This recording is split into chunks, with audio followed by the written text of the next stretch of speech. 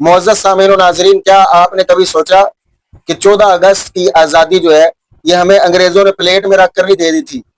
توتیاں بجانے والے، باجے بجانے والے اور موٹر سائیکل کا سلنسر نکالنے والوں سے میرا یہ سوال ہے،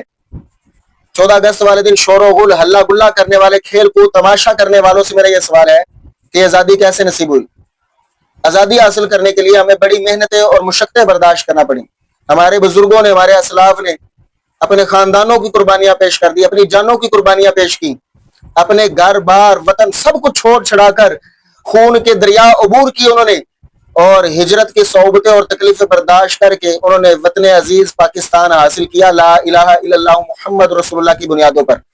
کہ ہمیں ایک وطن عزیز ملک پاکستان ملے جس میں ہم آزادی سے سکھ کا سانس لے سکیں، آزادی سے ہم اللہ تعالیٰ کی بندگی اور اطاعت کر سکیں، نظام مصطفیٰ کی بہاریں دیکھ سکیں۔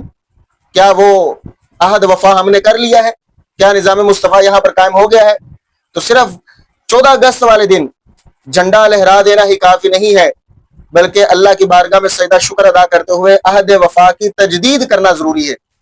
کہ جو ہم نے عہد وفا کیا تھا اس کی تجدید کرتے ہیں۔ مولا ہمیں ہمت اور طاقت عطا فرما کہ ہم یہاں پر ملک پاکستان میں نظام مصطفیٰ کی بہاریں دیکھیں گے، نظام مصطفیٰ کو قائم کرنے کی کوشش کریں گے۔ اس ملک کے اندر دیکھ لیجئے، سارے وہ کام جو مشرکوں کے اندر پائے جاتے ہیں وہ اس کے اندر موجود ہیں، وعدہ خلافی بھی موجود ہے، بد دیانتی بھی موجود ہے، جھوٹ اور کذب بیانے بھی موجود ہے، رشوت حرام خوری بھی موجود ہے، سود کا نظام بھی رائج ہے، زنا بالرضا اور زنا بالجبر بھی جاری ہے۔ کون سا کام ہم نے چھوڑ دیا ہے؟